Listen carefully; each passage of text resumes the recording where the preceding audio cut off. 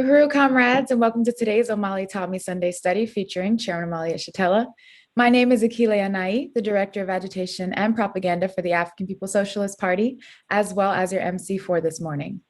Make sure to hit that like button and share this video on the platform you're viewing from. And to support the work of our show, donate through our PayPal at paypal.me/OmaliTaughtMe. This week, Chairman Omali Yeshitela continues reading from The New Period, A Time for Party Building, starting on page 10 with the subhead, Fierce Party Struggle Against Ideological Imperialism. You can access the study materials in the description. For the first hour, the chairman will review the study materials, and in the second hour, we'll open it up to you, our live viewers, for your questions. It's my honor now to introduce our leadership, the leader of the African nation and the worldwide African revolution, Chairman Omali Yeshitela. Uhuru, Chairman. Uhuru, Director Akile, thank you so much for that introduction. And I want to welcome everyone here to the study on today. And on today, one of the things that I really want us to come to understand is that the African People's Socialist Party is just that. We are a revolutionary political party. And I'm hoping that part of what comes through in this study and what we'll be doing today is recognition that that all parties, all political parties, are class parties. They exist representing particular classes.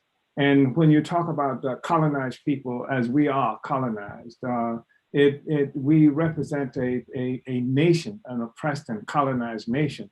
And we represent a particular sector of that colonized nation, which is the African working class. We recognize the responsibility of the African working class to lead the overall struggle for national liberation, that if we're going to be free as a nation of people, and we've seen struggles for national liberation occurring all over the world and throughout Africa, heating up in the 1940s in particular up to now, we've seen these struggles for national liberation in every instance, almost every instance. These have been struggles led by the African middle class or petty bourgeoisie, if you will.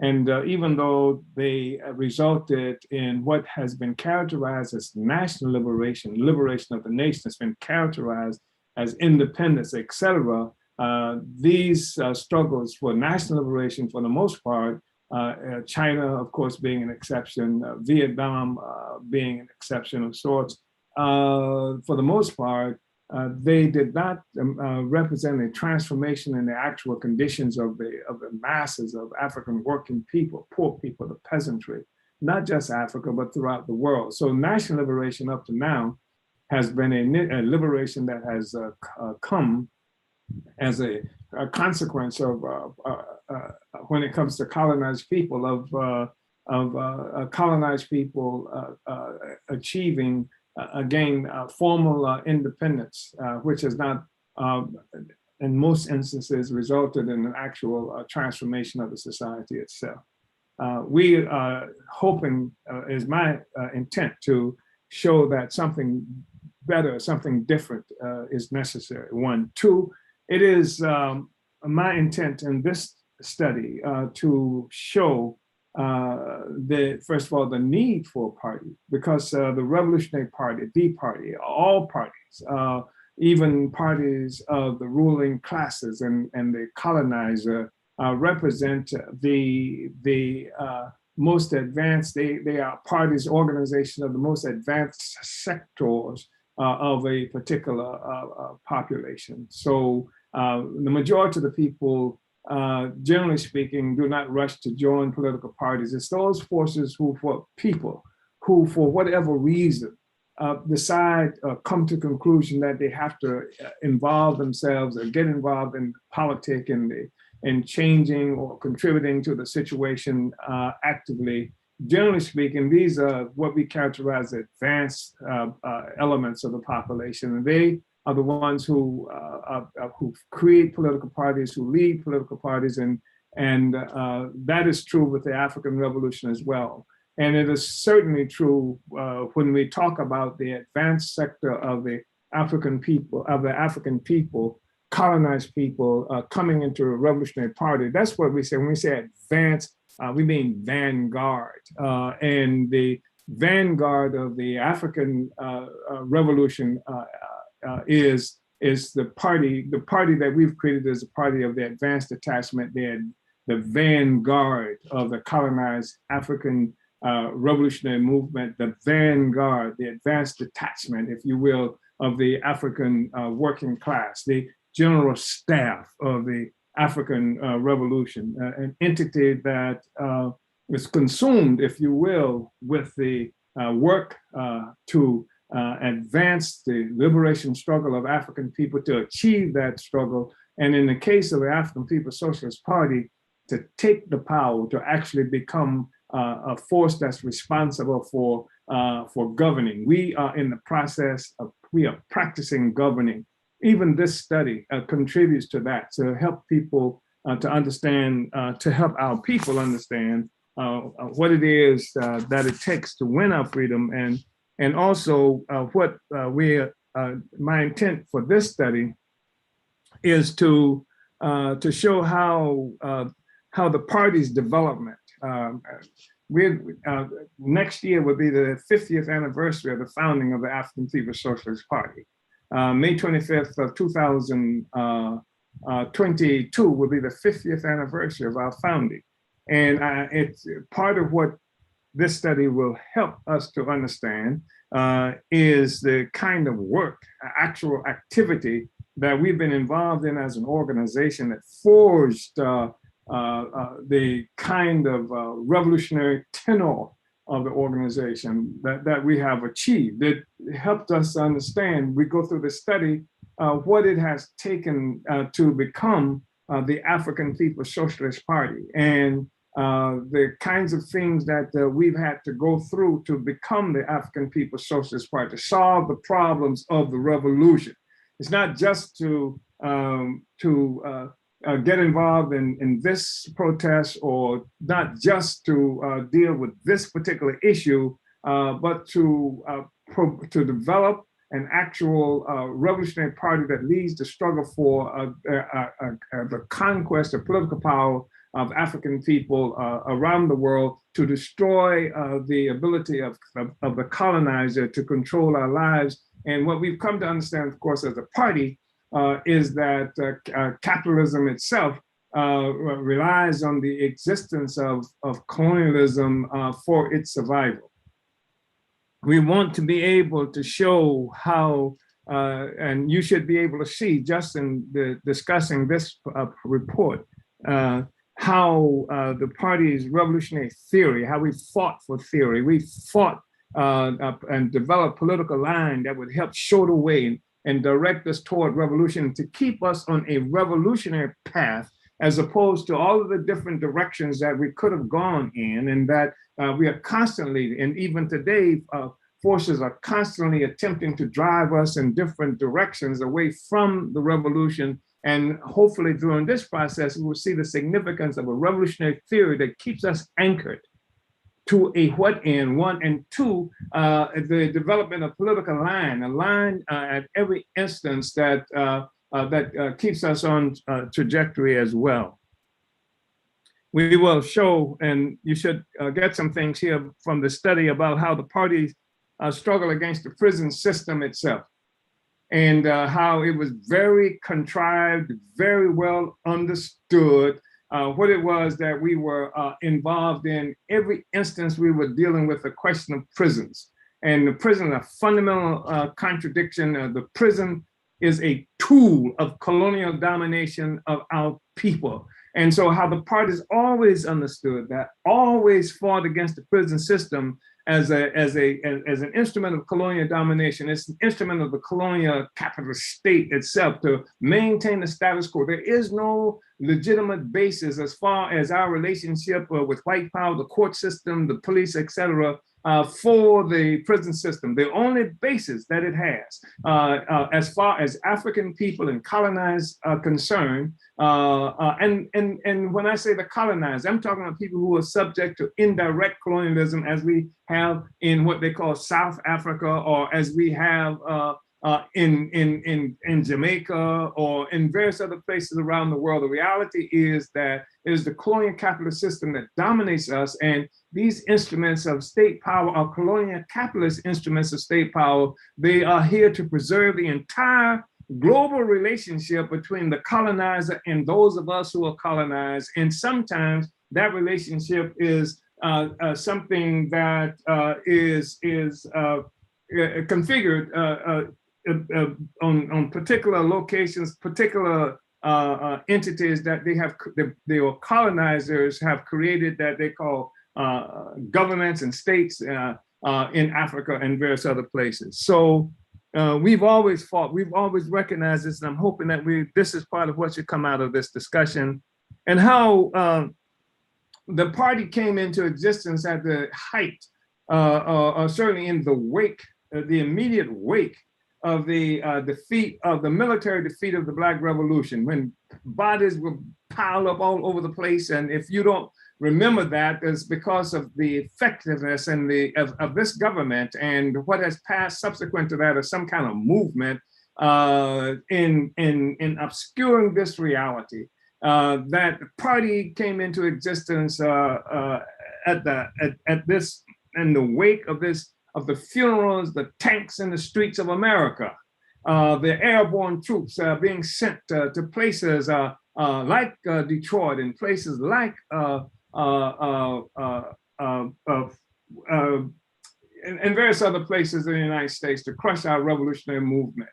And so the party emerges in the wake of all of this, and masses of African people being demoralized in the face of assassinations, jailings, police terror, et cetera. In fact, this paper that we are reading from today is something that was presented in 1979 at a conference of African People's Socialist Party.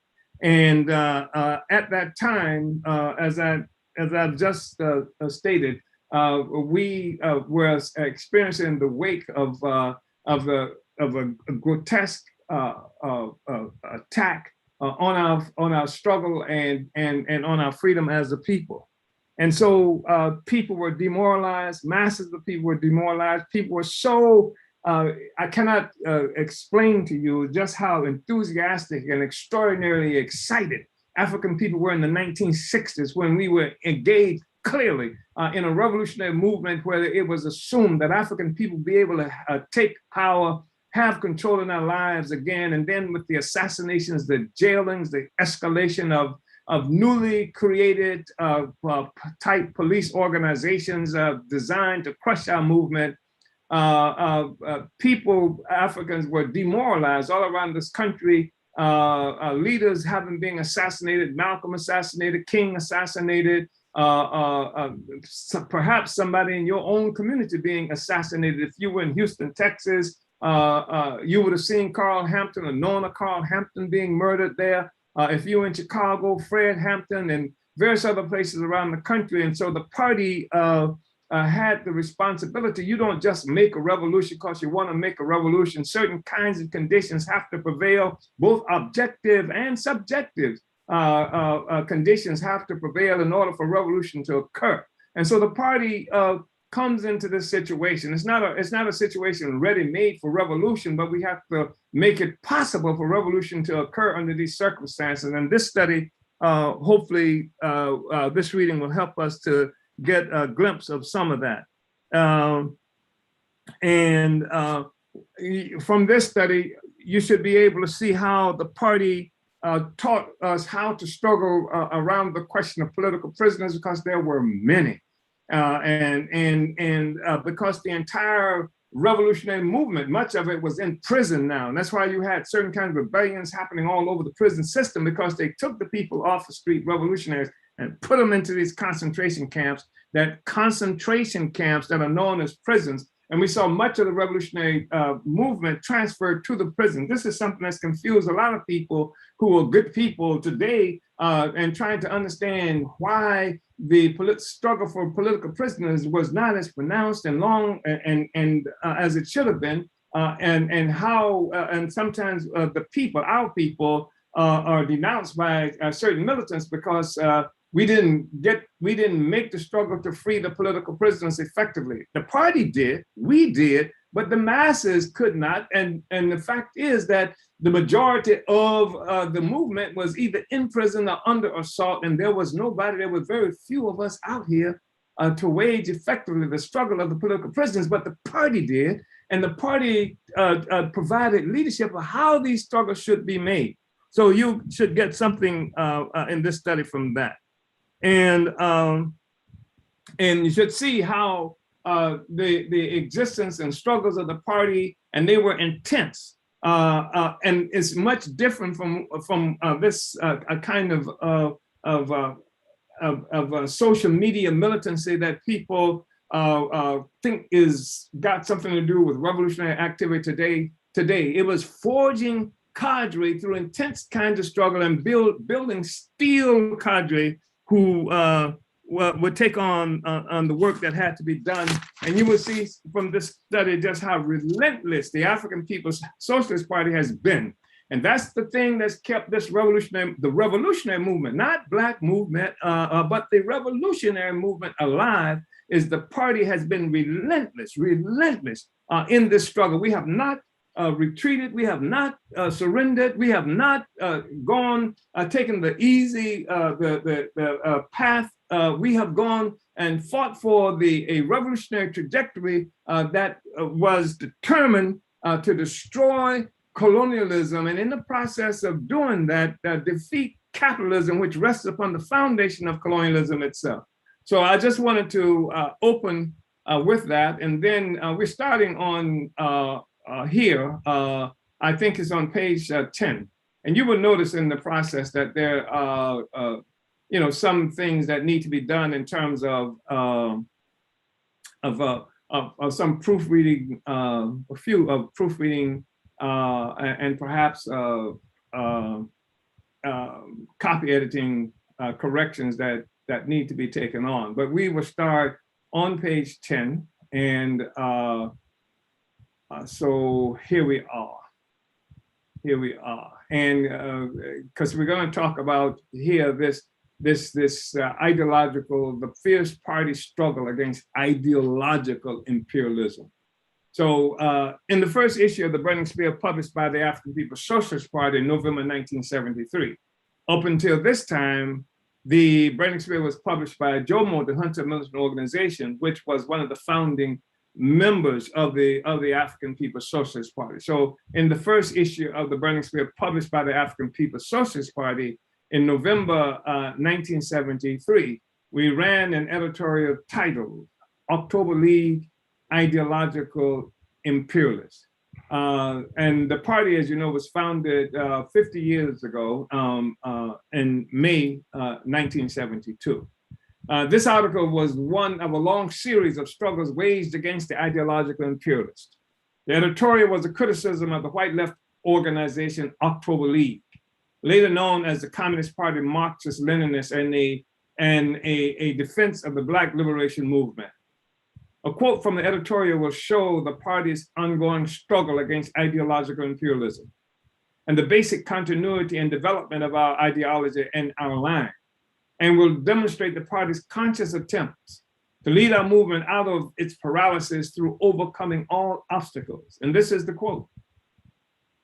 The Zimbabwe African National Union, ZANU, presently fighting to liberate Zimbabwe from the racist white Rhodesian settler government, pushes the slogan, "We are our own liberators." No doubt the slogan was prompted in part to combat the tendency that oppressed and colonized peoples sometimes have to wait for some outside force to rescue them from their oppression. On the other hand, it is possible that the slogan was also prompted by the constant attempts made by foreigners to dictate ideological and tactical direction for the Zimbabwe front of the African liberation struggle. It might be well for the African liberation movement within the US to adopt the same slogan.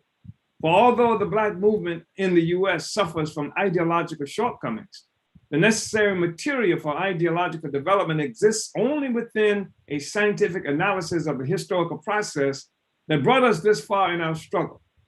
Since all African people in the US have the same peculiar history behind us as it relates to the African slave and colonial experience, it would logically seem that the objective prerequisite for correct analysis is residual within the Black movement.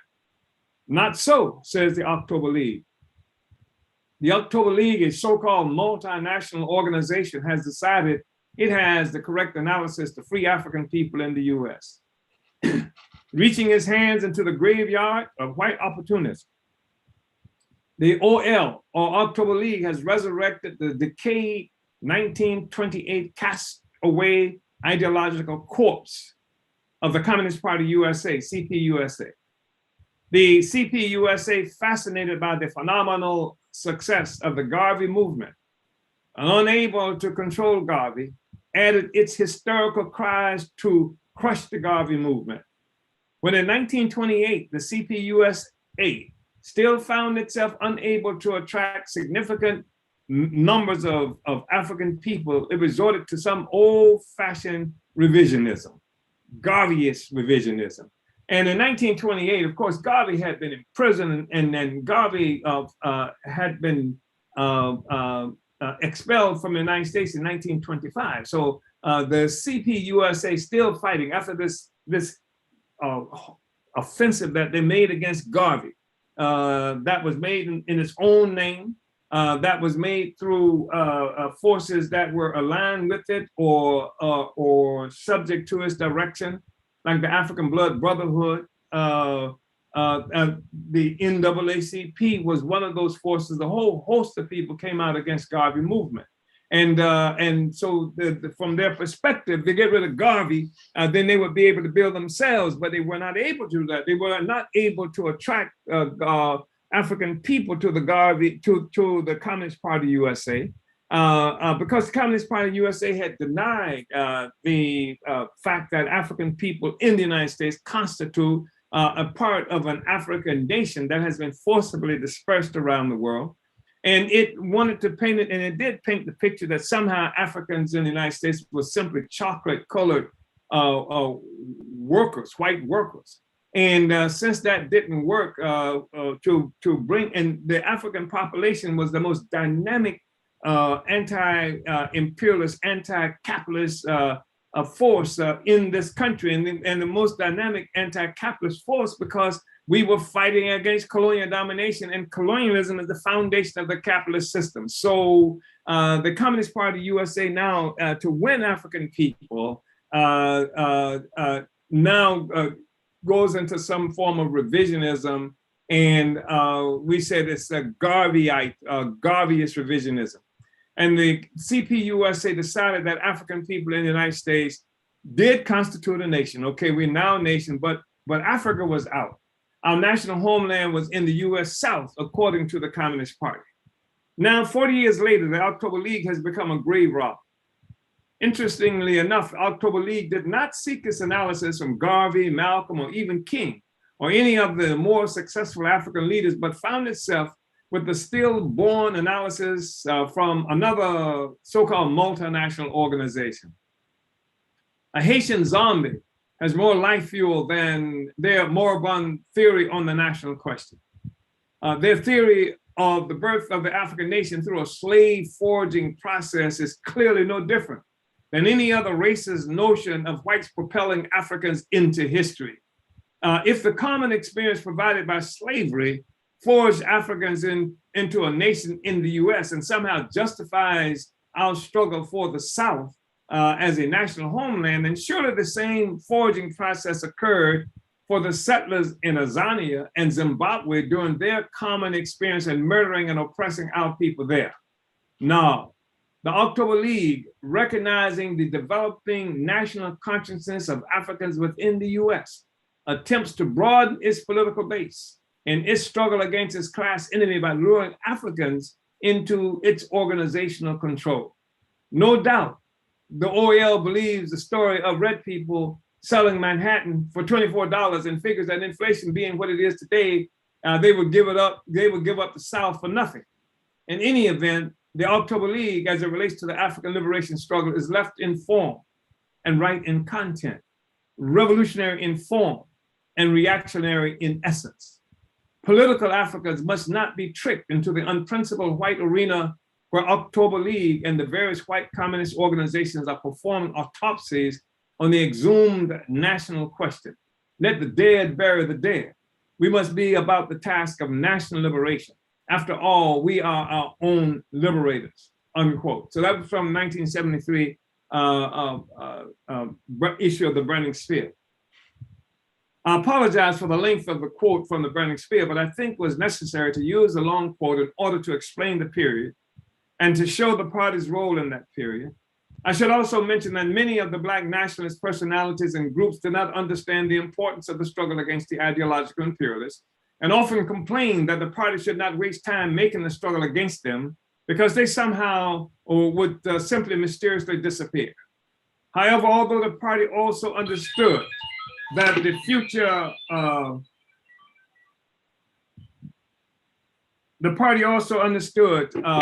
that the future would produce contradictions which would eventually expose ideological shortcomings and political opportunism of the ideological imperialists, we could also see the damage their presence was doing to our already near decimated movement. Throughout the US, they were responsible for splitting and smashing the few revolutionary organizations that still existed. Moreover, the party's position was that the ideological imperialists should not be allowed to die a natural death. As ideological imperialism is a phenomenon which has occurred throughout our history, the party understood that a fierce ideological struggle should be waged against it. This struggle should reveal their ideological shortcomings and political opportunism, while at the same time strengthen our own movement ideologically and politically. It was the party's intent to furnish the ideological ammunition for their destruction should they reappear in the future, as well as to defeat them at the present.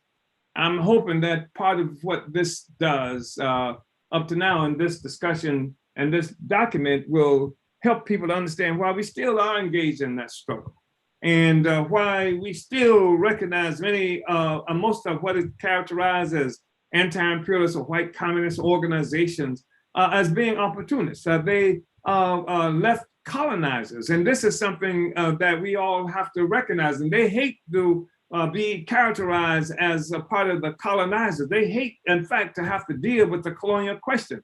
They would say that it's not colonialism that we suffer from, but it's something that's analogous to colonialism. They would say that what we're dealing with is something, how do they put it, institutional racism or something to that effect. And the fact is that it is colonialism. And if we are talking about colonialism, we're talking about a foreign and alien force that dominates a people for its own political advantage and economic interests. And that's what colonialism has been around the world. And that when you look at this relationship, you're talking about a relationship between the colonized and the colonizer. That is the fundamental principal relationship. And there are other contradictions that exist within that relationship, but the primary relationship is the relationship between the colonized and the colonizer. And this is something that the party has come to understand for a while now, and most of the white left who did not want to understand because it robs them of any legitimacy in claiming of fighting for the leadership of the African revolution. In fact, it exposes them as a colonial power in the sense that they have the same objective outcome as preventing African people from self-determination, from being in charge of our own affairs, from coming to power on our own terms. They would do what they could from the left of the, if you will, of colonialism to preserve the colonial relationship that exists between Africans and the colonizer. So although many forces did not initially understand the need to struggle against ideological imperialism, most of them were to later agree after their own experiences with ideological imperialists that the struggle was important and necessary. Most of them were also to use the party's arguments and ideological formulations as the basis for their struggles against ideological imperialism. It should be kept in mind that where the party initiated this struggle was through the burning spear. The spear was read nationally and internationally, and as it was one of the only 2 or 3 revolutionary publications at the time, the ideological and political impact it was having prepared our movement for the struggle against ideological imperialism, even if it was independent of its will to be prepared. In October 1973, the African People's Socialist Party led the Great Long March to Stark. This was a 45-mile march in defense of 14 Black prisoners who were being tried on frame-up charges stemming from a prison guard riot in Florida State Prison in Stark, Florida. This march resulted from the party's clear anti-colonialist analysis of the relationship Black people have to prison in the US. And it was one of the only popular actions we were aware of which had its basis in clear nationalist politics at this time, anti-colonial politics. The Great Long March to Stark should also be understood within the context of the period. For while the African liberation movement in this country was capable of staging African Liberation Day demonstrations, and while it is likely that local spontaneous demonstrations were occurring throughout the US, our movement was virtually stagnant. The destruction of the Black Panther Party, which made its debut into the world as a revolutionary national organization, resulted in the destruction of the general activist trend, which had characterized our movement since the civil rights struggle. The nationalist movement was now characterized by silly, superstitious rituals, primarily under the leading influence of people like Don L. Lee and Amiri Baraka, and an absolute adamant resistance to struggle. The developing situation was one that featured as the only consistent activists, ideological imperialists, as well as the spontaneous local Black community struggles, which were often militant and often reformist, with a hodgepodge of ideological lines containing mixtures of civil rights liberalism and Black Panther Party anti-colonialism.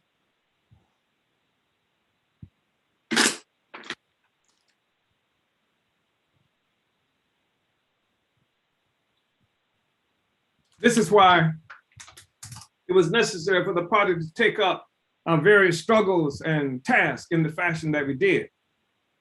Was the editorial on the October League for our own benefit? Did we write about the Great Long March to Stark just to see it in print? Was the pamphlet in response to Don L. Lee just an exercise in distributing paper? No, comrades. The party was about the task of transforming the general situation for our movement from the negative to the positive. The party assumed the responsibility for keeping the movement alive, deepening the ideological basis for the movement. We assumed this responsibility while teaching the African liberation movement how to make practical struggle around virtually every question from a revolutionary nationalist ideological basis and how to win. This is one reason the party took on the case of Pitts and Lee in 1973. Freddie Pitts and Wilbert Lee were 2 African men who had been on death row for 12 years in the state of Florida for 2 murders a white man had already confessed to having committed. After 2 years of fierce struggle which was continuously summed up in the spear as it occurred, the party also almost single-handedly freed the 2 men. Of course, they never acknowledged the party's responsibility for this, but everybody who was alive and who was aware of Pitts and Lee, most of them became aware of Pitts and Lee case through the activities of the party. And we did everything from crashing the governor's inauguration to, you name it, the party was on the front line. We made that issue, that question an issue. In 1975, as a result of many various struggles, too many to go into here, the party had achieved enough experience, confidence, and influence to move out from our Florida base into Georgia, Kentucky, and Virginia. We were ready to assert our physical presence in various strategic locations throughout the US in our ongoing attempts to build our movement. Do you think any of this was easy, comrades? Do you think it was easy to put out the spear month after month under the conditions I have been describing, where our political and ideological bases had shrunk to almost nothing? Do you think it was easy when all the resources for the Black liberation movement dried up overnight, going instead to the white neo-imperialist so-called communists? Do you think it was easy when much of the Black liberation movement had clearly turned against itself, while another sector had reverted to the most obscenely backward superstitions? Do you think it was easy when our greatest leader and party co-founder, Lawrence Mann, was killed in a mysterious car accident within a few short months of our founding? Or when open FBI aggression was forcing our members off their jobs and I was in and out of prison almost every other month? No, it was not easy. It was brutal. It was work and struggle under the most difficult circumstances. It was hunger and evictions from our homes and offices because of our inability to pay the rent. It was swimming upstream, attempting to organize a demoralized and cynical Black community that had witnessed and internalized the defeat of the Black liberation movement. No, it was not easy. In fact, it would have been easier for us to stop printing the spear, or to take on fewer struggles, or to only relate to the struggles in the areas where we were located physically. Sisters and brothers, it would have been easier for us to stop struggling altogether, or to capitulate to the ideological imperialists or the reactionary primitive petty bourgeois nationalists. Instead, in 1975, the party took up the case of Desi Woods, a case the party made the most well-known of all Black political prisoners. Unlike the similar case of Joanne Little, which had recently preceded it, we gave the case of Desi Woods a clear, unambiguous, anti-colonialist character.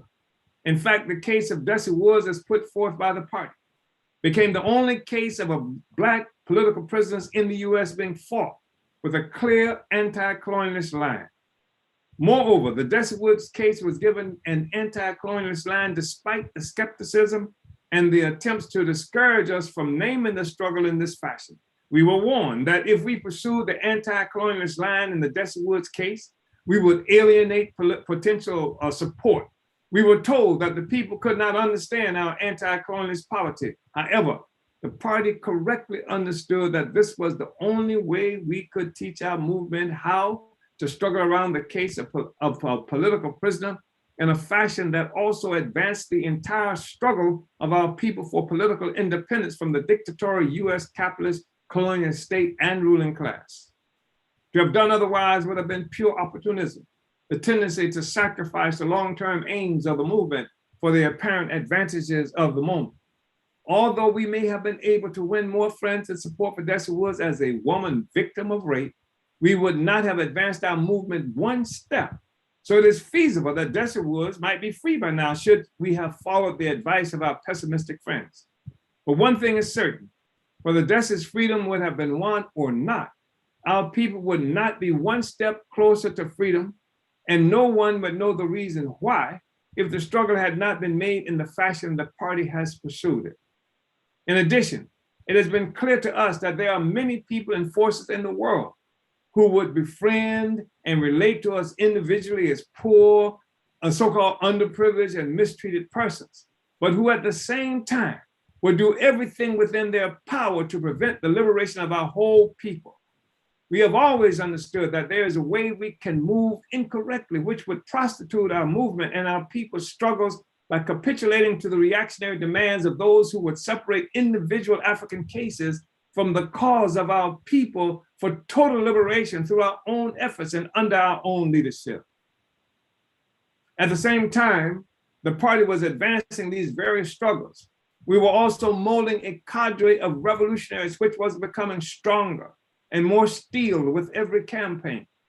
The campaigns themselves served to put our cadre to the test under the most difficult and strenuous conditions and circumstances. This cadre sold the Branding Spear newspapers in sub-zero temperatures in Louisville, Kentucky, staged demonstrations to free Pitts and Lee in torrential outpours in Florida, and held day-long strategy meetings on empty and near empty stomachs. Our revolutionary needed a disciplined, tested, non-punkish cadre of professional revolutionaries with tremendous physical and political stamina. This is the kind of cadre that would be necessary for our final showdown with our brutal slave masters and our forced impoverishment and colonization within current US borders. This cadre building aspect of our struggle has never been easy either. We lost some of our finest fighters who did not have the stamina to last until now. These were fighters who folded under the deep stress that flowed from our lonely struggle as the last outpost of the Black liberation movement. These comrades could not reconcile our own deep contradictions within the party, with the period, or with the personal sacrifices necessary to build a whole movement, who took the difficulties which confronted the party daily as evidence of the party's shortcomings, who did not understand that we were leading a struggle to deal with the terrible paralysis and deterioration of an entire movement and demoralization of the people. We lost some of our most innovative and energetic forces because the workload, although terrible now, was absolutely devastating up to now. But we moved forward still. Although our remaining cadre were also tired, and many of us went for years, some for as long as the existence of the party without a week's rest. We moved forward, although we suffered setbacks from the loss of cadre in whom the party had invested months and years of expertise and education, and who had often come to play fundamental roles in the functioning and development of the party. We moved forward. And the party takes on colonialism, formulates our tactics and strategy, and builds the African People's Solidarity Committee. So in 1975, the Spear ran a series of polemical articles which were responses to the growing influence of the ideological imperialists and their Black lackeys who had become a fifth column within our movement and our communities. One of these articles was reprinted in pamphlet form under the title Colonialism, the Major Problem Confronting Africans in the US. This pamphlet, which was widely distributed, proved to be a critical unifying tool for the Black liberation movement in the fight against ideological imperialism. It also added a general ideological coherence and consistency to the Black liberation movement. Copies of the colonialism pamphlet, as it came to be called, were reprinted and distributed and studied by other groups, both African and North Americans. As a result, the general offensive against ideological imperialism and for ideological clarity begun by the party years ago began to touch on a deeper and broader context. Moreover, as some North American groups also began to study the colonialism pamphlet, we had begun to turn the tables on the ideological imperialists, extending the struggle into the North American left movement and laying the basis for broader unity between the US front of the African liberation movement and other movements. Other groups from other movements, especially the North American women's movement, began to quote from the colonialism pamphlet and to pay attention to the case of Bessie Woods, which was defined within the context of the politics and ideology found in the colonialism pamphlet.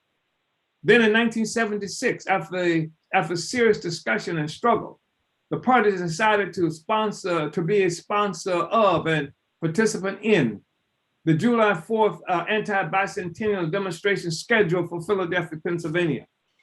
The July 4th demonstration, which was organized under the slogan, "A bicentennial without colonies," revealed a deep opportunistic character very early, a fact which led to many struggles within the party and our organizations and committees. However, the party decided nevertheless to participate in the action, which received most of its leadership from the Puerto Rican Socialist Party. We felt that the July 4th demonstration met several strategic goals of our movement at the time.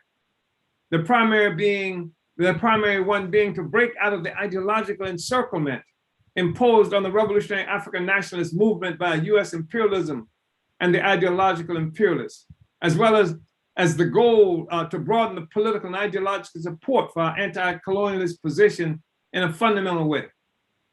As a part of the preparation for that demonstration, it was necessary for the party to engage in a variety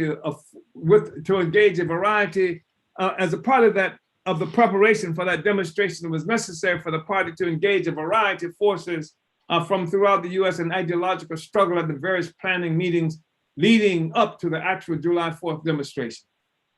We also incorporated the July 4th movement work into other party work in an effort to carry out our internationalist responsibility to win African support for the cause of Puerto Rico independence and to win support from the African communities for the July 4th demonstration.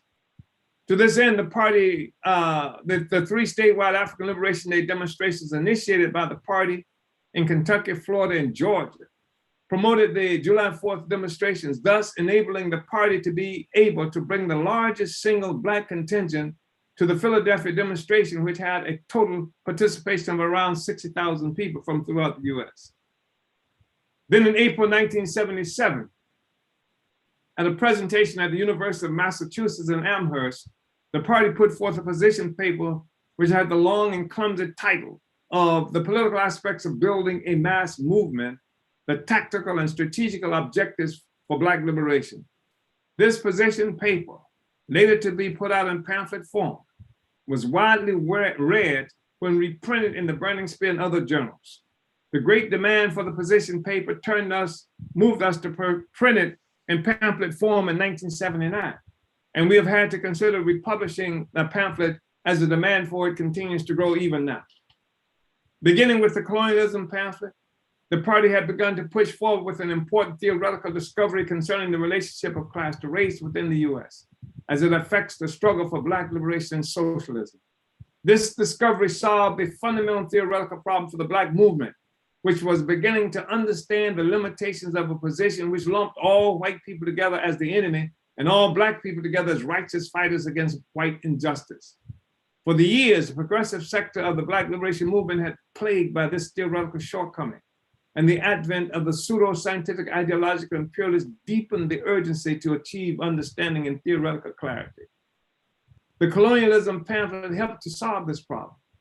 For although many forces were able to understand the colonialist nature of our oppression within current US borders, none was able to say with any science how our colonialist state of existence related to the question of class and race. Indeed, many of the forces who recognized our oppressive condition of existence as colonialism also used the term racism to define the exact same set of oppressive circumstances as structures as those which constitute colonialism in the real world. Obviously, this theoretical confusion was reflected in the practice of the political forces that pushed this line concerning racism. More often than not, they found themselves struggling around the symptoms of our oppression rather than around our oppression itself. Forces struggling around our oppression as defined as racism were always attacking the evidence of our oppression rather than our oppression. Therefore, we could not push the struggle forward. And they could not push the struggle forward and often found themselves becoming the inadvertent servants of the ideological imperialists who are also determined to present the struggle of African people within current US borders as a lesser subordinate event which does not have legitimacy unto itself and which depends on a greater definition to establish its reformist validity as a reserve force for a white working class revolution. When the party defined racism as the ideological cover, the ideological justification for our colonial domination, and demonstrated that racism is the ideas in the heads of the North American people that made them willing collaborators in the dictatorial US North American capitalist colonial state and ruling classes' efforts to keep us in colonial bondage. We made a major theoretical breakthrough for our whole movement. Then with the publication of the Tactics and Strategy position paper, we deepened the theoretical basis of our ideological position and laid out a general strategy for struggling for Black liberation within current US borders. Now desperately needed science was being brought to our movement, a science which clearly challenged the primitive nationalist mumbo jumbo and did so without deserting or attacking the revolutionary nationalist movement itself, as a radical primitive petty bourgeois Marxist-Leninist has done. Finally, our movement was capable of taking a broad, unified position on the nature and character of our struggle, notwithstanding the political differences which separate us. Finally, other forces were joining the African People's Socialist Party as the quote unquote Black movement, something we had become at the juncture we became the only force willing and capable of rescuing Black revolutionary politics from the terrible morass into which it had sunk. We were showing our movement how to struggle. We were showing revolutionary nationalist forces how to translate nationalist ideological positions into practical struggle. We were demonstrating to the revolutionary nationalist movement just how it was possible to popularize revolutionary nationalist struggle. Increasingly, we were coming less alone in the political world. All of our struggles were occurring at the same time the party had begun to take up the most pressing ideological and theoretical questions facing our movement, as we were building ideological and theoretical systems for our movement.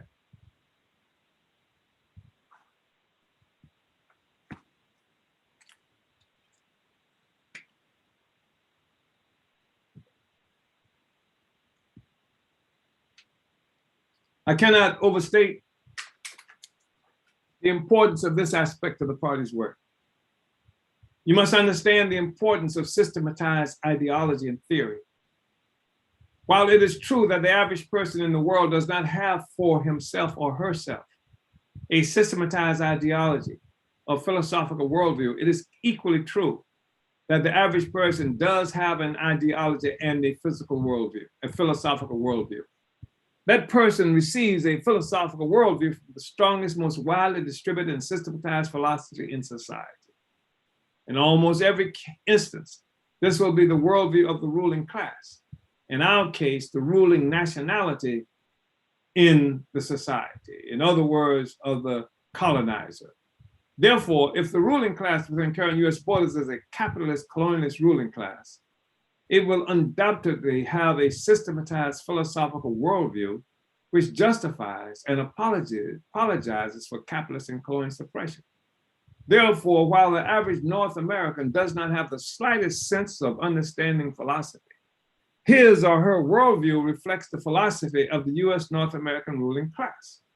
This ruling class informed worldview leaves the US North American people particularly susceptible to the racist ideology which helps to keep African people under the colonialist domination of the dictatorial US capitalist colonialist state. Because the US ruling class philosophy is systematized, it is reflected in virtually every articulation the various peoples within the US are exposed to, in the movies, television, the newspaper, the classroom, church, etc. Therefore, the systemization of our theory, our philosophy, plays a major role in combating the systemized ruling class philosophy and in our ability to have it dispensed throughout our movement and the general colonized African community itself. Therefore, it ought not to have been surprising to us when we began to see various party-founded theoretical and ideological formulations being articulated by other revolutionary nationalist formations, even those with whom we have fundamental disagreements. But what we have begun is the construction of a philosophical system, one which propels our theoretical utterances far beyond our physical presence, even to groups and political forces which do not necessarily know their origin and source. In late September and early October of 1976, the party convened a conference in St. Petersburg, Florida, which founded the African People's Solidarity Committee, APSC, a formation of North American people, which would work under the direct leadership of the Central Committee of the African People's Socialist Party. This was not an easy decision by the party, and it occurred only after the most serious discussions and struggles. A major factor in the party's deliberation concerning the creation of the APSC was anticipation of the likely pressure which would be directed at the party by the primitive petty bourgeois nationalists, pressures which might have even led to our political isolation within the revolutionary African nationalist movement within current US borders. We also had to overcome the resistance within the Central Committee itself. The Central Committee was not unaware of the betrayals of our movement and of various African organizations by North American left forces at historically critical times. There was also the current interpretation that was understood in the revolutionary nationalist movement with the advent of the Black Power movement. This tradition, which demanded that North American people get out of Black organizations and organize themselves to do work within the North American communities, which was the immediate source of the attacks on Black people, was currently being interpreted to mean that only African North American political relations, this tradition that really came out of the SNCC struggle really crystallized within the SNCC struggle, where the Student Nonviolent Coordinating Committee actually expelled many of the white people who were part of that organization with the understanding that what they should do that is go into the white community where most of the attacks against African people originated and organize support for the struggle there, which is something, of course, that they did not do. So, so this tradition, which demanded that North American people get out of Black organizations and organize themselves to do work within the North American communities, which was the immediate source of the attacks on Black people, was currently being interpreted to mean that any African North American political relationship or affiliation was corrupt and invalid. This interpretation has some support within our Central Committee. Several other factors played a role in our struggle concerning the creation of the African People's Solidarity Committee, however. They were ideological, political, and strategic. Ideologically, the party is committed to socialism, a fact that presupposes an objective basis for unity between our struggle against the dictatorial US capitalist colonial state and ruling class and the genuine, uncorrupted interests of the North American working class. We had said so much in the colonialism and tactics and strategy pamphlets. Politically, our ongoing struggles against US imperialism and its left service, the ideological imperialists, demanded that we open up another front in anticipation of an intensified aggression from both these adversaries as the work of the party developed and became more obviously successful. The strategic factor closely related to the political is the realization that we need to have an activist, ideologically connected and politically controlled North American force doing ongoing work within the North American community that is designed to win friends for our anti-colonial struggle while attempting to neutralize those forces which cannot be won, to drive an ideological wedge between the North American working class and the dictatorial US capitalist colonial state and ruling class.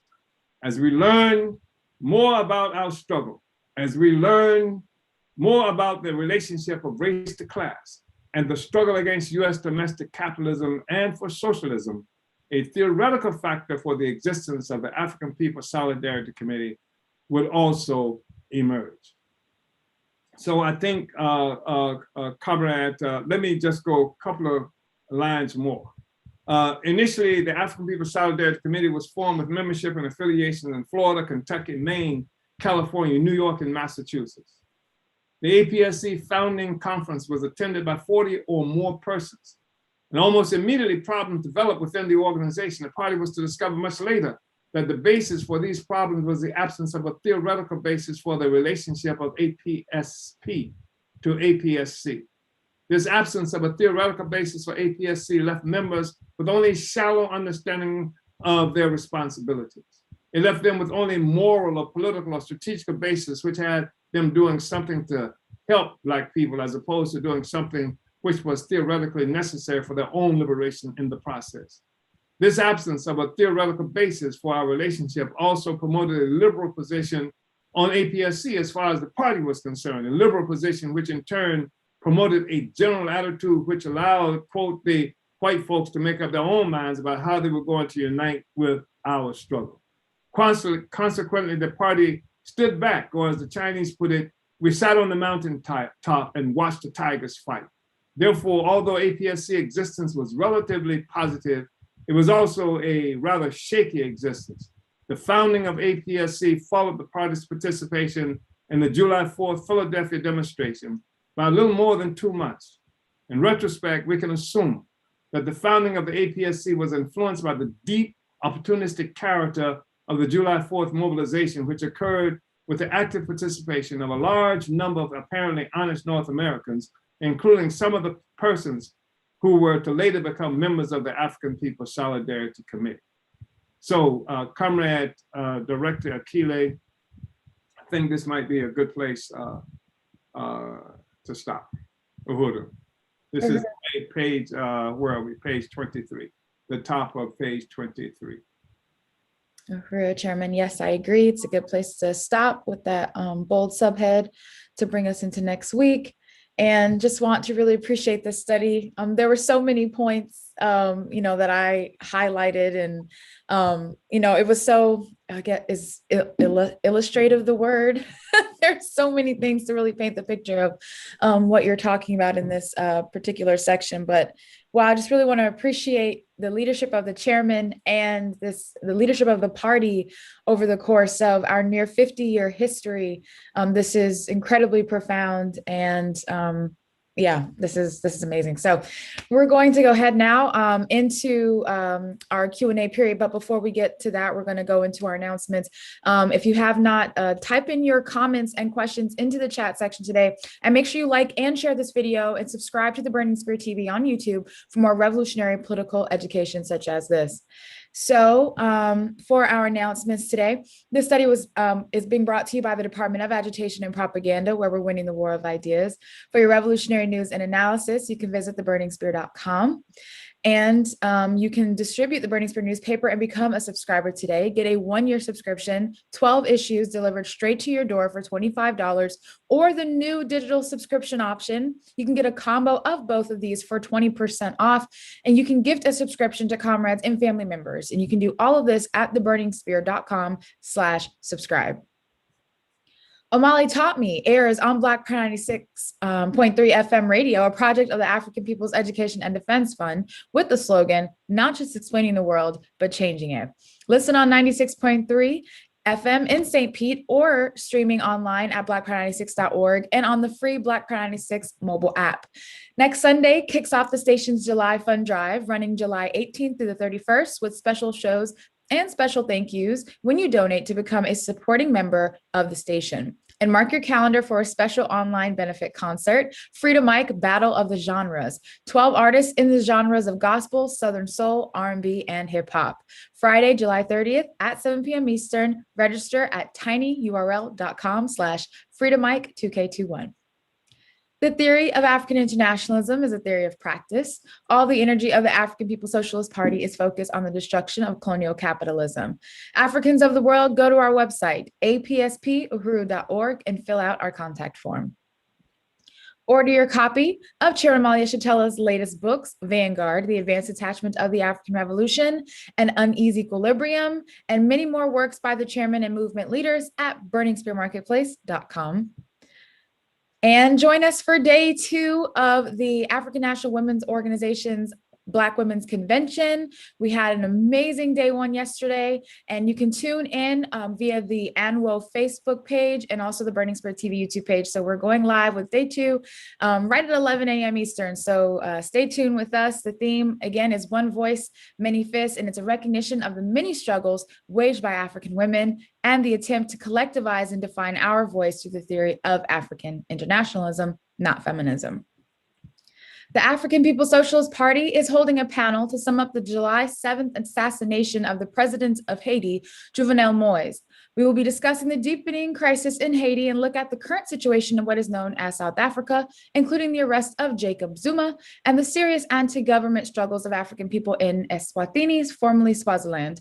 While there are many different explanations being given by the colonial capitalist media, the purpose of this event is to introduce science into this discussion and to provide revolutionary leadership from the African People's Socialist Party. We have a powerful panel of forces from the African People's Socialist Party around the world to sum up the situation, and you can register at tinyurl.com/HaitiGBR. On August 7th and 8th, 2021, the Black is Back Coalition for Social Justice, Peace, and Reparations will be hosting our 12th annual conference. It will be a virtual conference designed to take our struggle forward during the ever-deepening crisis enveloping the U.S. and the colonial capitalist world. The theme of this conference, deepening the resistance to police terror, honoring our political prisoners and prisoners of war, Black community control of the police, is designed to establish a coherent mission for the coalition and define the tasks of the US-based Black liberation movement at this time. For registration and information about this conference, you can visit blackisbackcoalition.org. Like and follow the Loezi Kinshasa like page on Facebook for more African internationalist political education. Secretary General Loezi Kinshasa does frequent live events, such as the War of Ideas series. He includes live sessions done in French, and you can get alerts of when SG Loezi is going live by liking and following his page today. Tune in to White Lies Shatter, the new series of Reparations in Action podcast featuring Chairwoman Penny Hess, Chair of the African People's Solidarity Committee, along with Uhuru Solidarity Movement Chair Jesse Neville and host Jamie Simpson. Check out the podcast on uhurusolidarity.podbean.com or wherever you listen to podcasts for a series that challenges and exposes the distortion of history by the colonial ruling class and reveals the truth about the past, present, and future from the eyes of the African working class. On Tuesday nights from 9 to 10 p.m. Eastern, join Ralph Pointer on What's Happening Blog Talk Radio. Tune in by calling 347-857-3293. Ralph Pointer sits on the Black is Back Coalition Steering Committee and chairs the BIBC's Political Prisoners Working Group and also leads the Lynn Stewart Committee. And we're also calling on people to follow the All African People's Development and Empowerment Project on Facebook or visit developmentforafrica.org for important info and helpful tips in regards to the colonial virus COVID-19. APDEP launched an international telehealth program, which is a free resource for African people to get our COVID-19 related questions and concerns answered by licensed doctors and nurses through Project Black Ankh. You can make your free virtual appointment with one of their professional health providers by going to developmentforafrica.org/telehealth. And if you want to keep up with our movement events, visit the burningspear.com's events page and subscribe to our mailing list. Make sure you like and subscribe to the Burning Spear TV on YouTube to catch every episode of the Omali Taught Me Sunday Study. And also don't forget to support this show at paypal.me/Omali Taught Me. Now we're going to get into our Q&A portion of our program.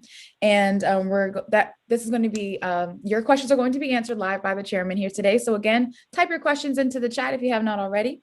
Want to start off by recognizing where people are viewing from. We have San Diego, California, Huntsville, Alabama, St. Petersburg, Florida, St. Louis, Missouri, Occupied Azania, South Africa, Philadelphia, Pennsylvania, Atlanta, Georgia, Kuwait, Newark, New Jersey, Oakland, California, Chicago, Illinois, Bermuda, Richmond, Virginia, Hempstead, New York, Collegeville, Pennsylvania, Houston, Texas, Minneapolis, Minnesota, Tampa, Florida, Marion County, Georgia, Birmingham, Alabama, Kenner, Louisiana, Riverview, Florida, Malawi, Africa, and Lakeland, Florida, all checked in today. So, Uhuru comrades, thank you for tuning in. So, Chairman, and we're gonna go ahead and look at our first question. We actually had one remaining from last week. It came in from Comrade Chimarenga Silambao, and he asked, can the chairman explain the difference between the relations of production and the mode of production? The mode of production speaks to basically how production occurs, and that's in every social system is comprised of a mode of production. When you look at what was characterized by Marx and the Marxists as a primitive communism or communalism, they talked about a mode of production. That was what was characterized as a mode of production, and they put forth an assumption of following modes of production being from primitive communism or communalism. Then there was what they characterized as slavery, which was, we're talking Europe now, we're not talking about Africa, as a mode of production. And then from slavery through developments primarily internal to that mode of production, that social system, there emerged what they characterized as feudalism. And each of these modes of production was characterized in part by relations of production. And these relations of production, codified in law in most instances, also reflect the class structures inside society and identifies which were the primary contenders within this relationship. And when you move to slavery, of course, it's rather obvious that you have the relations of production, with the slave owners owning everything, including the human beings who were the producers. With feudalism, the contradictions have now changed because, and for one thing, slavery is inefficient and problematic for a number of reasons.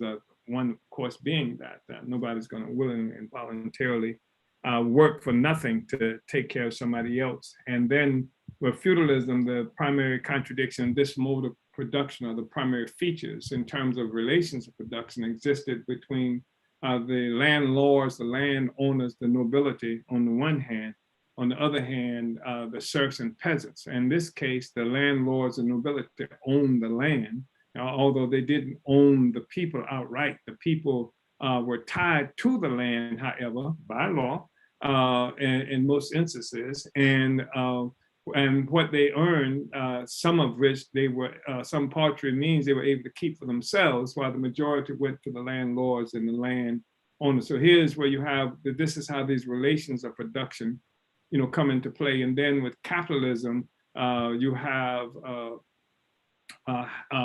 the rise of the bourgeoisie or the capitalist class that has now, it doesn't own, and the working people, the laborers, are now free to go out and sell the value of their labor. They're free to go out and sell the value of their labor or to starve. So this is sort of, and then from this mode of production, there's the presumption of the development of communism, where as a consequence of development inside the capitalist system, then there is the emergence of a new mode of production, a new social system where the masses of working people now become the ruling class, and so you have a society of equality. That's fundamentally what we're talking about. The relations of production are those relationships that occur, that emerge within a particular mode of production that's fundamental to defining a mode of production itself.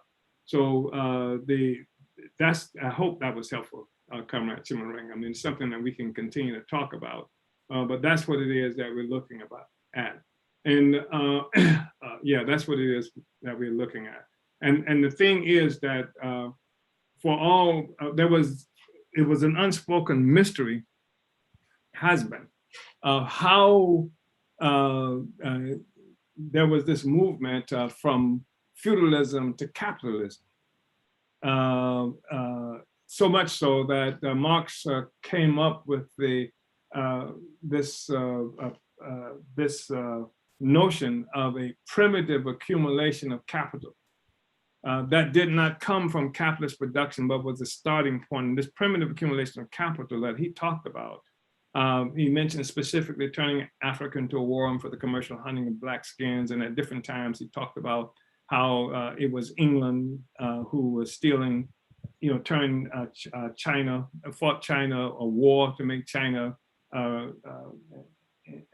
engage in drugs and drug trading tea, Chinese tea, for opium coming from England, turning China. And then if you follow that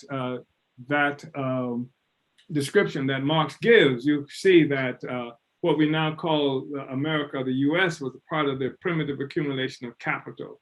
All this land, all these territories was a part of the primitive accumulation of capital. This is colonialism. This is colonialism. He didn't call it colonialism, we call it colonialism. And this is what that Marx talked about, that this primitive accumulation of capital, that we say colonialism, had the same significance in political economy as original sin in theology. This is the starting point. This is the mystery, how to get from feudalism to capitalism, and it's obscured. We are obscured. We are sort of written out of history as forces engaged in activity significant only unto ourselves. And what he calls primitive accumulation is objectified the struggles, the efforts, the lives and history of Africans and other peoples around the world, making us only significant as it relates to what he has characterized as development of capitalism, which is development of Europe. at that time. I hope that was helpful, Comrade Chimaranga. Uhuru. Sure, Chairman, thank you so much for this this answer. I think it was, well, Chimaranga will be able to say, but I think it was really helpful. And every time we dive deeper into this question of colonialism as a mode of production, it just continues to get more and more clear. So just really want to appreciate you, Chairman, and thank you, Chimaranga, for your question. And it's important that you remind us that what we're talking about, what the party has concluded some time ago, though we just now articulating as such that colonialism was a mode of production. It was a mode of production. It was the process that dragged Europe. Because when Marx talked about feudalism, he's talking about European feudalism. He's not talking about British or England, or in fact, some European countries didn't even exist until the colonial capitalist attack on the peoples of the world. It was colonialism that existed before Germany as a political entity, and so this is really important. So we're talking about a mode of production, colonialism, and this is a thing that hooked the entire world into a single political economic process. And this is something that's really important to understand, because without understanding this, we can't see Africans and others as being makers of history. We can only see us as objects of significance to the history of other people. When we see ourselves as having our own interests, our own role in developing history, then we see our struggle has to be to get rid of colonialism, to get rid of this domination by this force that came into existence. Europe didn't exist before colonialism. There was no such thing as a white man before colonialism. I'm not saying that people didn't look a certain way, but I'm saying that the white man is the political construct. And I would even say a political economic construct. And it came into existence as a consequence of colonialism. African people being drawn into colonial slavery. And this is different from the slavery that Marx and the others talked about in defining these modes of production. This is a whole new force, a new phenomenon that's occurred in the world. And that's why it's really important for us also, because when you understand this question, we say colonial slavery, not just slavery as it's been characterized, because this thing of slavery just being characterized as slavery is wrong for different reasons. But one thing that makes it really important is that it distinguishes artificially and incorrectly abstracts the contradictions that Black people face on the continent of Africa from those that we face in other places around the world, when they both have the same origin and the same colonialism. It is colonial capitalism. They don't say, well, we were involved in slavery in the United States and Mississippi. What the hell was happening to us in Congo? What was hell happening to us in Congo when 10, 12 million African people killed in the process of building Belgium? And what the hell was happening in other places in South Africa, et cetera. So you call it colonialism in some places, then it's slavery once it crosses the border. That's because the white people themselves have changed identities. It's a whole different story. So the colonialism as a mode of production is something really, I think, significant in terms of a theoretical contribution of the party. Uhuru. Thank you, Chimaranga. I heard, Chairman, and as you mentioned, an important theoretical contribution of our party around this question, and that's just speaking to who the party is, and as we're going through this document, laying out all of the ideological theoretical contributions that the party has given to our struggle. So just again, really want to appreciate you, Chairman, and Chimaranga, for your question. So we move now into this week's questions, and the first one came from Comrade Diop. And he asked, Uhuru, is there a difference between capitalist colonialist and colonialist capitalist? No, the only difference is how at one time we in the party determined characterized it as capitalist colonialism. And even at that time, it was an unusual characterization for the movement. The reason we call it colonial capitalism is because we think it more correctly identifies the reality that capitalism was born of colonialism. When you talk about colonialism, it gets its definition of significance. When you talk about capitalism, it comes from colonialism. So I think that we've concluded that it's more accurate to characterize it as colonial capitalism. But there was a time when we would say capitalist colonialism when we were struggling to show colonialism, the relationship of colonialism and capitalism, while the European leftists and others who were under their sway would simply speak of capitalism and not deal with the colonial factor that gave rise to capitalism. I think we are more accurate and more correct now when we say colonial capitalism. Comrade Diop, I hope that was helpful. Uhuru. It's an explanation anyway. Her Chairman, thank you. And it went really well with Chimarenga's question, I think. So yeah. All right, Uhuru, thank you, Comrade Diop. Might be cousins.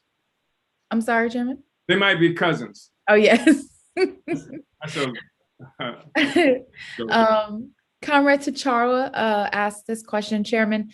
Thank you for the powerful explanation of opportunism as that which sacrifices the long-term goal of the total liberation for the whole people for short-term gains for a few. Many opportunists act as if 10 reforms add up to one revolution and use this formula to justify going along with any opportunist reform presented to our movement. Can you deepen this incorrect stance? Well, I just want to say that Comrade Tachara, who is a party leader in St. Louis, Missouri, who plays a really critical role in our work in St. Louis in that front, where the party has made incredible investments and will make even more in terms of the struggle for actual, real political power. And who Comrade Tachara was faced with opportunism on a consistent basis in all of our work in St. Louis, because in St. Louis it's a majority African city in terms of the complexion of the nationality of the people who live there on the one hand, and there are Africans who occupy certain places in the political structure that should represent real strength and possibilities for African people. But it does not, they do not represent strength and possibility. In fact, they are not committed to the actual capture of political power, economic power in the hands of African people, and have made a concession to colonial capitalism by simply working within the existing political and economic structures and reality that's been created for us. And these are absolutely negative. I'm using St. Louis as an example now. These are absolutely negative. If anyone who studies the history of St. Louis in the United States will see how central St. Louis was, even as a part of the Missouri Compromise that came about as a consequence of Jefferson purchasing the St. Louis territory. I think that increased the United States land size perhaps by half or so. And so you have St. Louis, it exists there, and the African population as sort of placeholders for land. And this land is something that's available to white corporate and other developers and financiers for their own advantage. And so when they feel like it at any given time, they evict African people, they change laws, they create circumstances that will lead to African people being evicted from our homes. They've created an institution in St. Louis called the LRA, the Land Reutilization something. I've forgotten the exact name of that title. And there's something like more than 11,000 properties, mostly from the African community that's controlled by this land bank. And they've come to control this bank because Africans have lost their homes to taxes, to different kinds of penalties people have had to pay, and sometimes economic penalties, et cetera, but 11,000 properties or more. And the job of these Africans is to preside over this transfer of wealth from the African community to these white corporate and financial interests at the expense of the African population. So you've got really Black militants, some belonging to Black nationalist organizations who occupy actual positions in the government.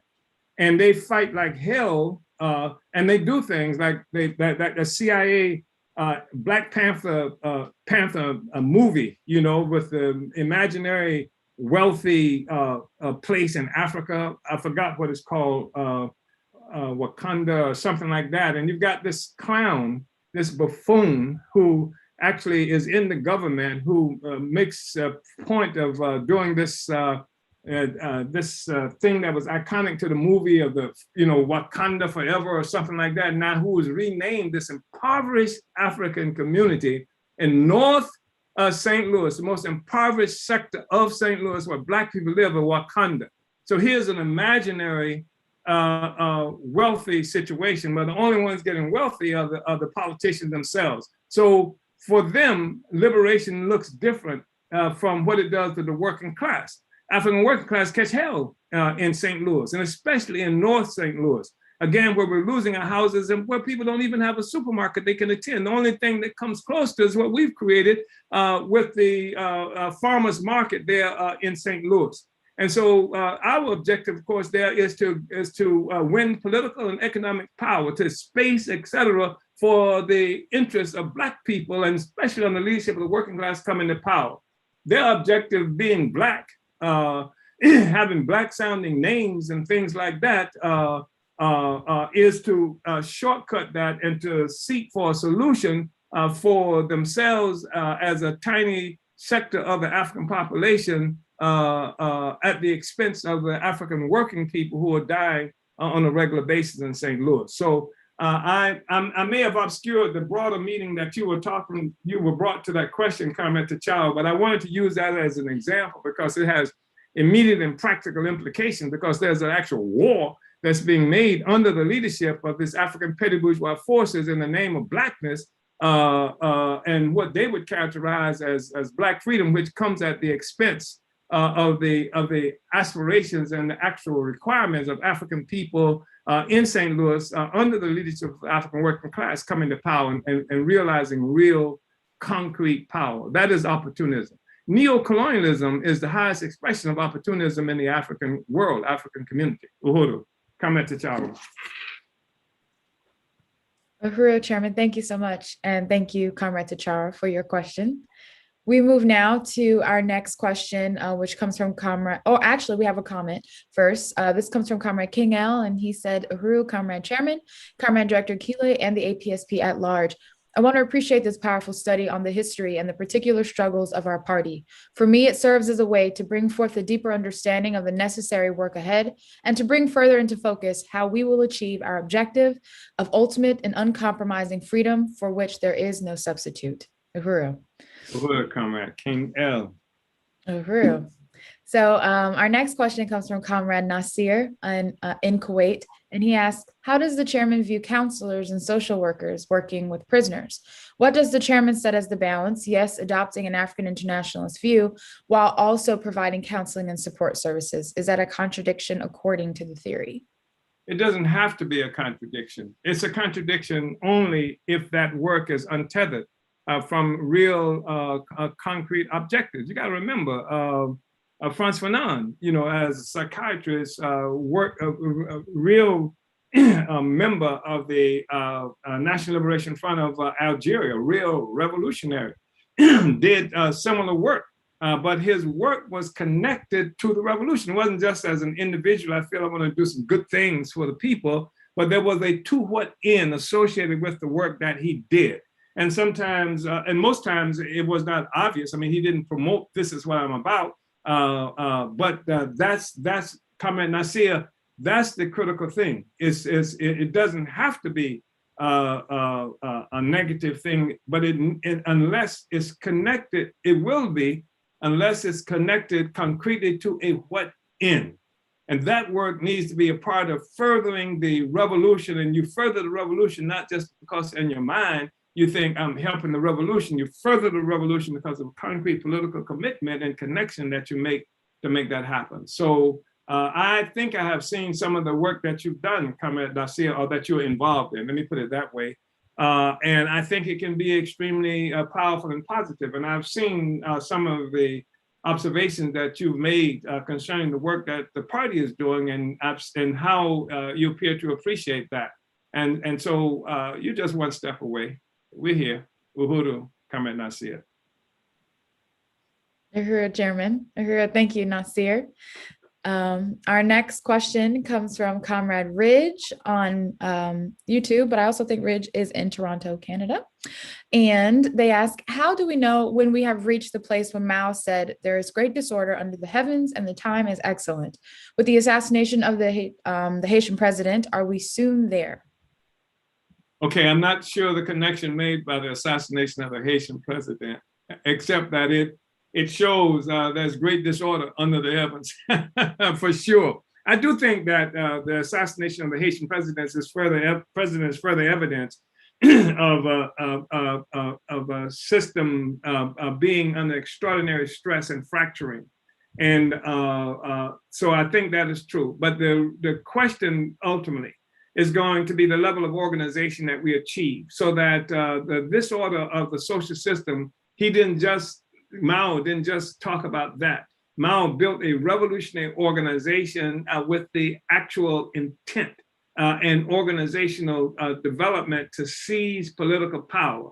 And that's what we have to be about. And the thing is that's going to make Haiti significant to us, that's going to make what's happening in South Africa significant to us in terms of Zuma, being locked up, and the contradictions. There are a knot of contradictions associated with that contradiction, with that situation. Those things are going to be determined by how effective and quickly we can put the party in the position we need to be to deal with those questions, whether in the Caribbean, because we are in the Caribbean, where Haiti is, and whether in Southern Africa, because we are in Southern Africa, where the Zuma phenomenon is occurring, but we have to grow rapidly our ability to speak to people, to pull them into organization, and under the leadership of the advanced detachment. That's the task, that's the work, and that's the thing that's going to give great significance to the fact that there's great disorder under the heavens.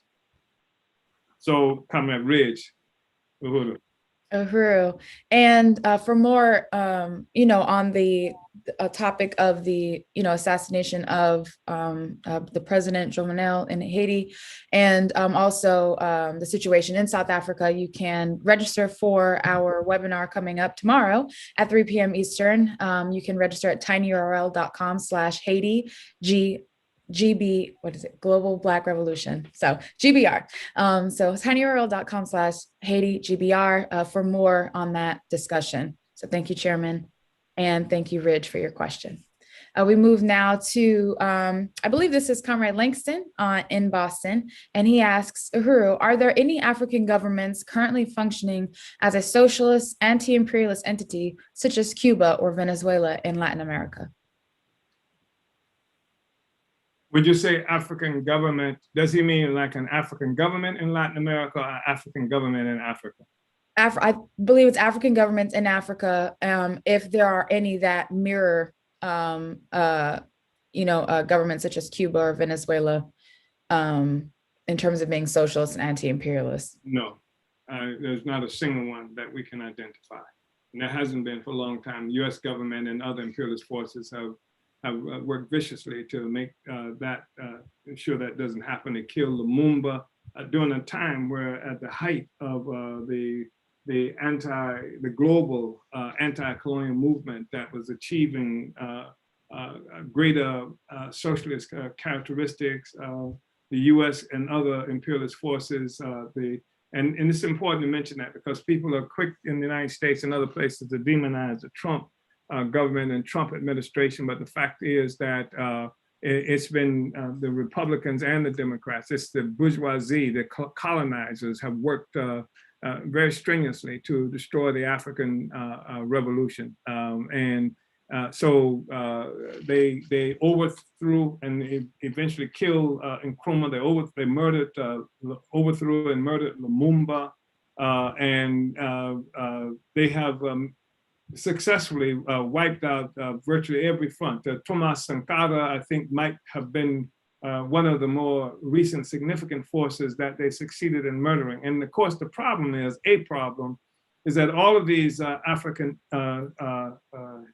experiments have functioned more or less in isolation, and as with the assumption that somehow there could be a Ghana revolution or a Congo revolution or a Burkina Faso, a Burkinabe revolution that did not rely on a connection with the overall African revolutionary struggle. That's not absolutely correct, of course. As you know, Nkrumah was working to unite Africa, and Lumumba was working with him as well as some other forces, but the organization had not come into existence.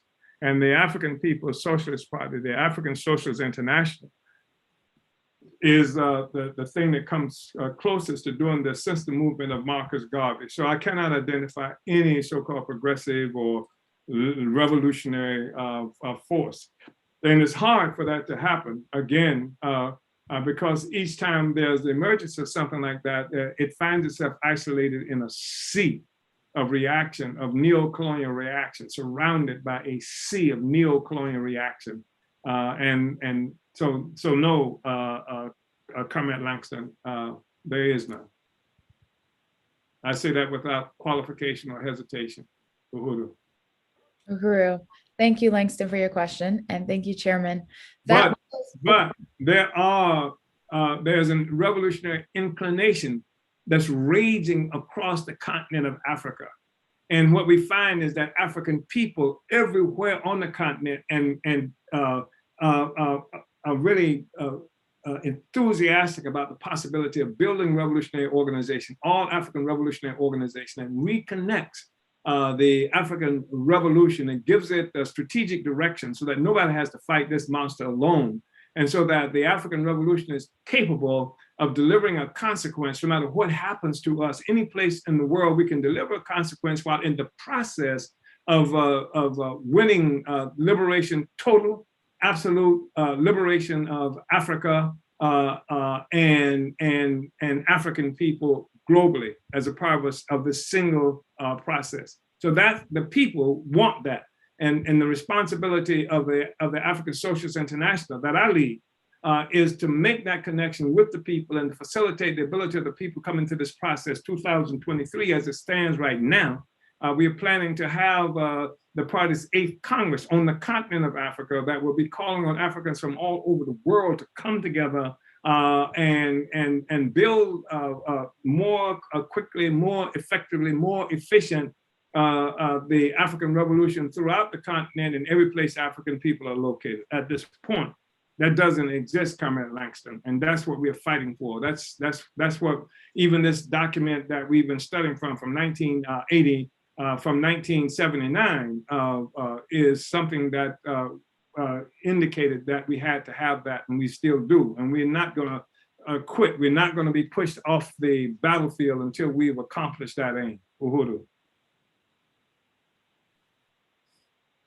For Chairman, thank you. And thank you again, Comrade Langston, for your question. So, Chairman, let me just double check.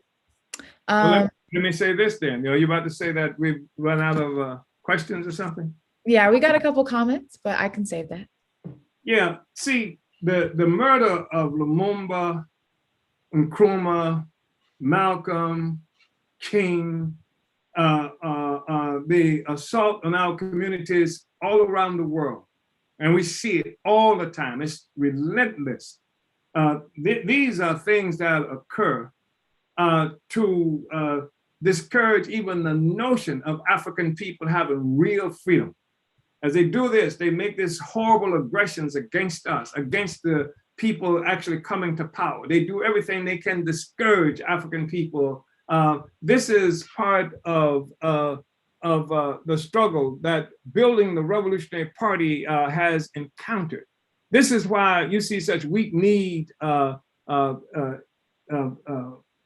affronts to the struggle for revolution, for power in our own hands that come with simplistic Black Lives Matter slogans that try to substitute for the need to take power to give significance to Black lives.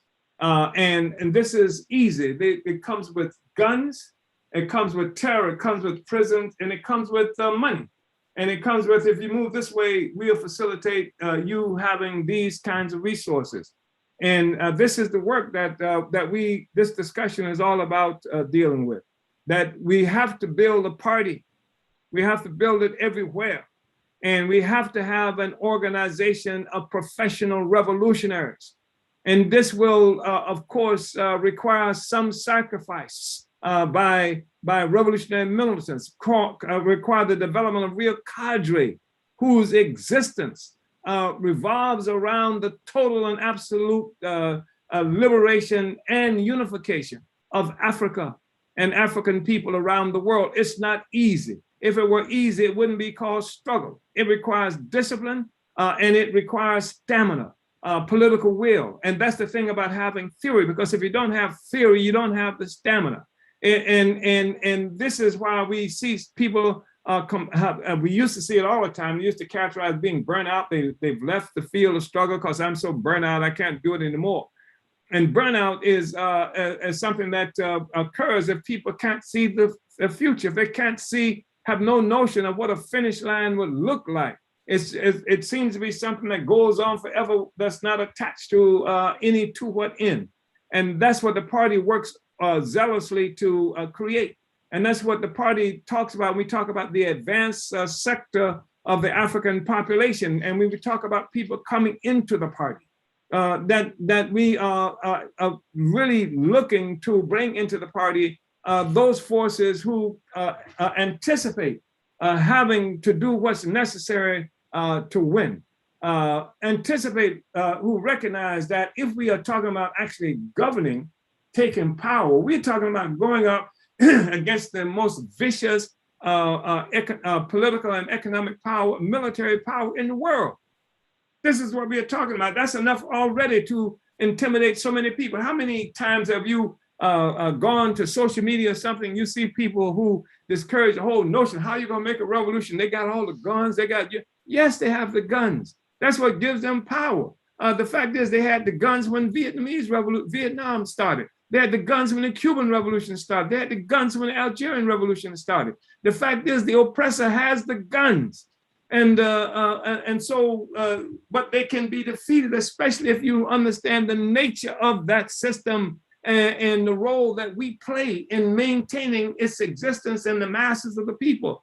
We understand the people are the real makers of history, not tanks, not guns, not jet planes and Apache helicopter. People make history, and people organize with a revolutionary theory and revolutionary organization will make the difference in every instance. So I just wanted to say that I'm not saying, as you will see some people saying, I'm not in this debate and the party's not in this debate, this discussion to tell you who you should sleep with, or silliness that's unrelated to the conquest of political power, except to the extent that you get caught up in who you should sleep with, and this kind of nonsense gets thrown in the mix that takes you off the point. The point is that we have to have power over our lives. The African working class must come to power. That's what we work for. We are preparing to govern right now. Everything that we do is for preparation for African people to be governed under the leadership of the African working class in the form of the Advanced Detachment Revolutionary Organization of the African People's Socialist Party, Uhuru. Comment, Akile. Uhuru, Chairman. Well, we did get a couple of comments and another question just came in. So we'll take that and try to get through it quickly because we're about 15 minutes to close. So our one comment came in from Mensa in Las Vegas, and he commented, pulling capitalism, colonialism, and its connection to primitive accumulation out of the abstract scientifically classifies and gives clarity to the proletariat so that we can begin to understand our place in history. And as African internationalists, what we must do to overthrow these huge contradictions. This deepening of the political study is appreciated, Chairman. Or Comrade Mensa, it's been a while. And this comment came from Comrade Dennis and on Facebook, and he said, I heard Chairman Omali Yeshitela, I tip my hat to you and the APSP. I am so grateful that Belinda Parker Brown introduced me to the party for under your leadership and study. I am learning so much about the root and application of real and solid movement and unity. I thank you all, comrades, so much as I grow. Comrade Dennis. And Parker Brown is a remarkable woman, remarkable leader. So I'm glad that she helped to connect you with the party and our movement, Uhuru. And this question comes from Comrade Matzamela, and he asked, Chairman, Marxism placed slavery as a pre-capitalist mode of production. Can you explain how this renders Africans subordinate to white workers and how your creation of the idea of colonial capitalism and colonial slavery overturns that? Okay, I'm not, let me see if if this hangs together in my brain as Comrade Matzamela just raised it. Yeah, Marxism talks about, there's a ton of stuff involved in that in that question, Comrade Matzamela, because as you know, the Marxists talked about Marx and the Marxists speak of the various modes of production and something that occurred, development of human society, I should say. And this development of human society, as they define it, went through several stages. And the first of which was what they refer to as primitive communism or primitive communalism, to be followed, which was followed by what they refer to as slavery.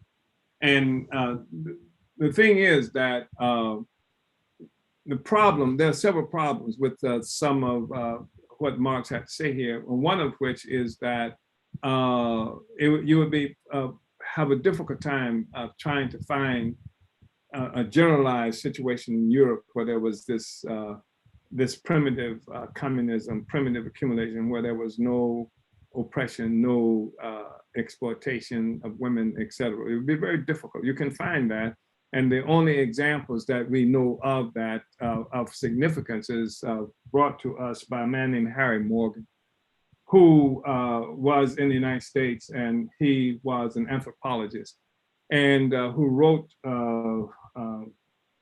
some stuff about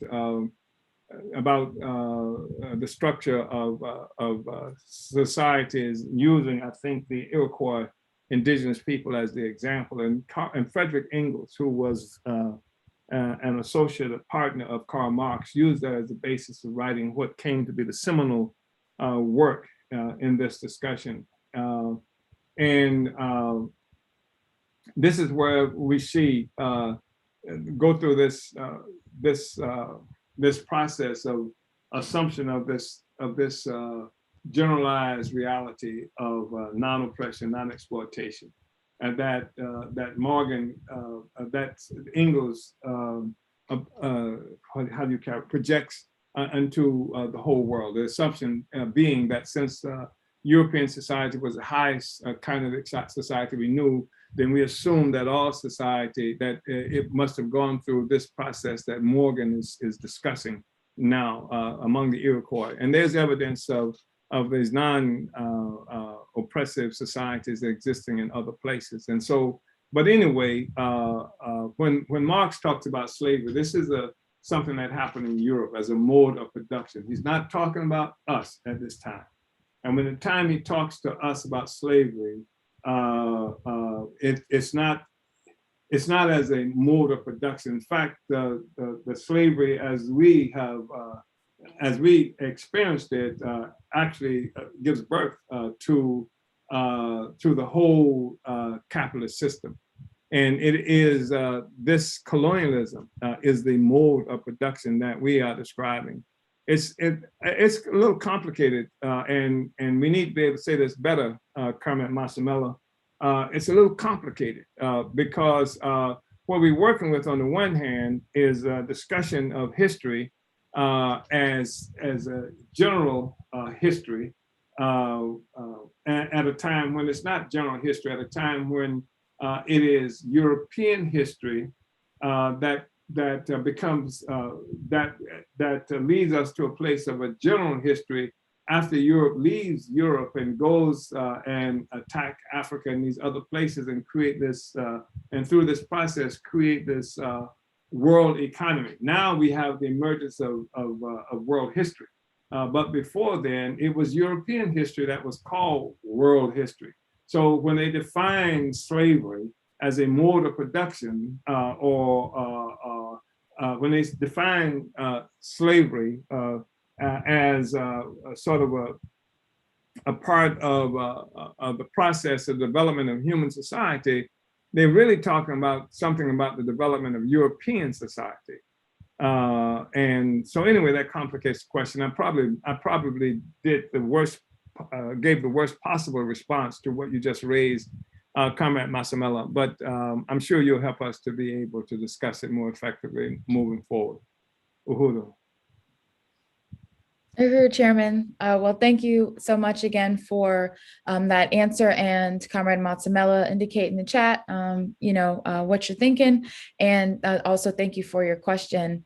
We are nearing the end of time, Chairman, but I did want to just look at one more question, and then we'll have to take the other ones next week. But this comes from Zifozile in Occupied Azania.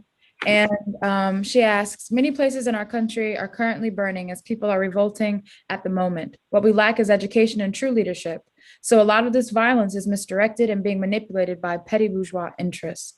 As African internationalism is a lens to understand our current condition as African people, may I ask, what is the definition, or where may I find the written African internationalist definition of neocolonialism?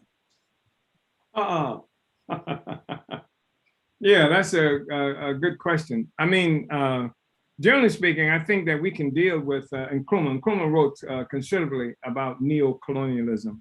The only, I think, profound difference that the African internationalists brought to this issue is that we gave neocolonialism a class character. Before then, Nkrumah was warning about neocolonialism, outcome of neocolonialism, and he was talking to the neocolonialists when he was making the struggle against neocolonialism. I give the May 24th, 1963 meeting of what came to be the Organization of African Unity as an example, where Nkrumah was fighting seriously to win unity of Africa in order to prevent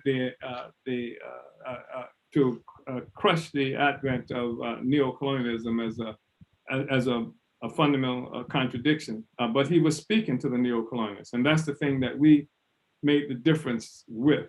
Comrade Masamela might be able to dig up some of the works that we have written specifically to this question, and Comrade Louise Kinshasa of neocolonialism, because we have written on it considerably.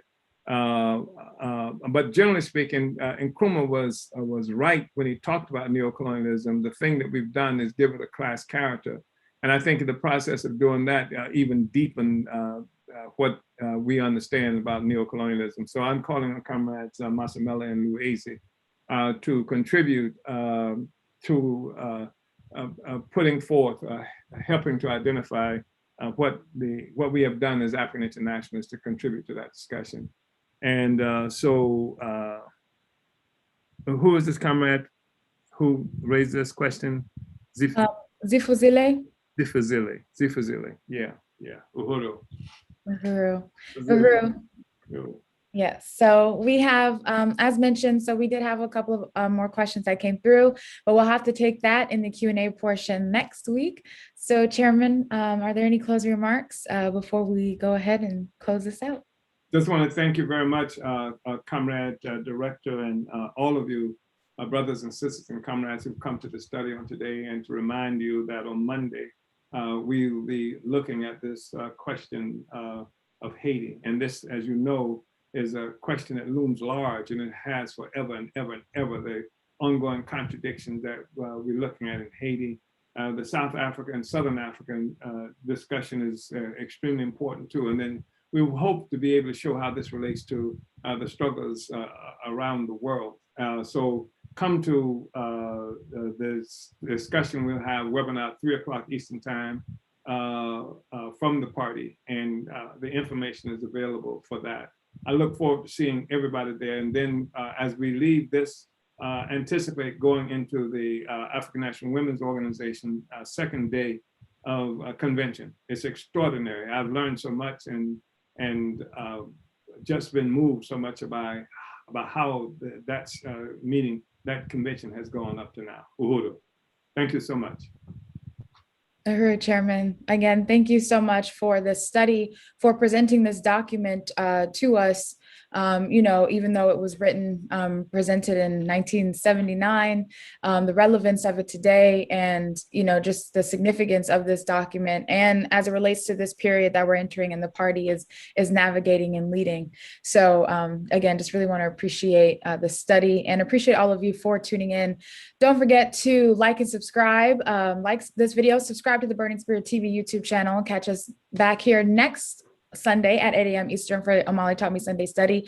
And also don't forget to support this show by donating at paypal.me/Omali Taught Me. So thank you all again for tuning in, and come on over at 11 a.m. Eastern to the second day of the African National Women's Organization, which you can tune into on Facebook and the African National Women's Organization Facebook page and Burning Spirit TV YouTube. So Uhuru, thank you so much.